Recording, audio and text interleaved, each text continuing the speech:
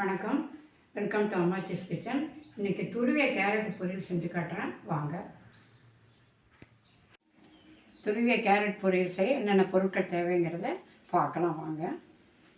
வெங்காயம், பச்சை மிளகாய் 2 நறுக்கி வச்சுருக்கேன். தேங்காய் துருவி வச்சுருக்கோம்.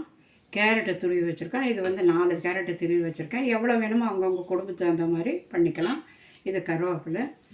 அடுத்தது எண்ணெய், கடுகு, உளுத்தம் பருப்பு, மஞ்சத்தூள், உப்பு, அவ்வளோதான்.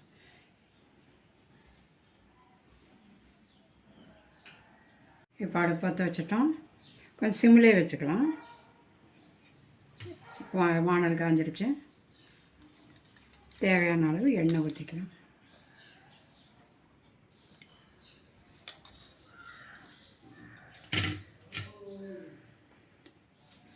எண்ணெய் நல்லா காயட்டுங்க.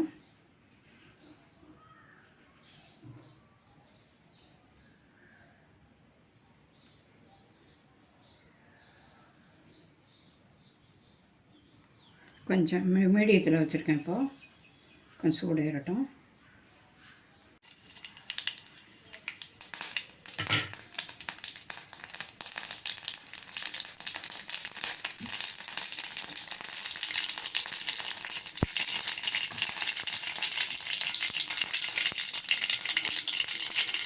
கடுகு நல்லா வெடிச்சிருக்கு.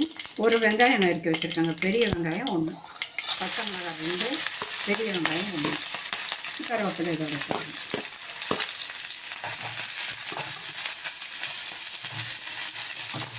இந்த டயத்தில் மஞ்சள் உப்பும் போட்டுக்கலாம்.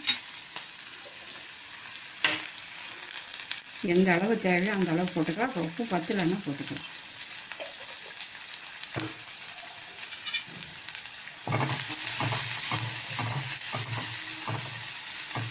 கொஞ்சம் வெங்காயம் நல்லா வணங்கிட்டுங்க.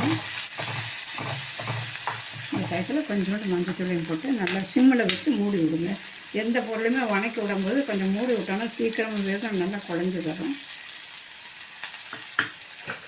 சிம்மில் வச்சுருக்கேன். மூடி வைக்கலாம். வெங்காயம் நல்லா வணங்கியிருக்கு பாருங்க.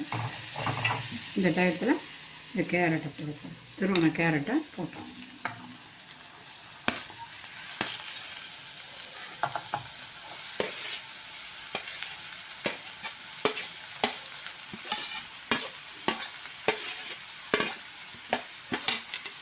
கொஞ்சம் தண்ணி தெளித்து ஒரு 5 நிமிஷம் கொஞ்சம் வேக விடலாம்.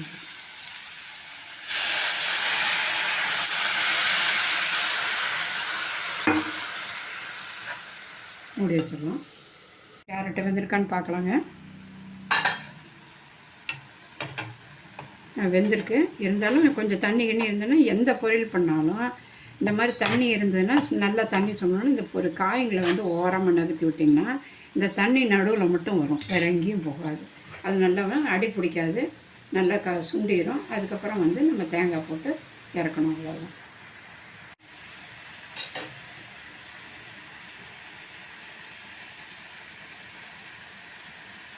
பாருங்கள், தண்ணி நல்லா சுண்டிடுச்சு. இப்போ தேங்காய் நடுவுலேயே போடுங்க. அந்த கொஞ்சோண்டு தங்கியிருக்க தண்ணி அது எடுத்துக்கும். இப்போ கலந்துட்டு இறக்கணும். இது குழந்தைங்களுக்கு டிஃபன் கூட நீங்கள் காரம் இல்லாமல் கொஞ்சம் செஞ்சு கொடுத்தா அதை சாதத்தோடு கலந்து கொடுத்து அனுப்பலாம்.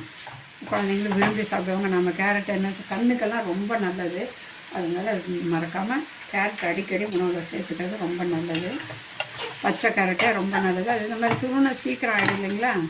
சீக்கிரமாக செஞ்சு கொடுத்துடலாம். குழந்தைங்களுக்கும் நல்லா விரும்பி சாப்பிடுவாங்க. துருவல் கேரட் பொரியல் ரெடி ஆகிடுச்சுங்க. நல்லா ருசியாக இருக்கும்.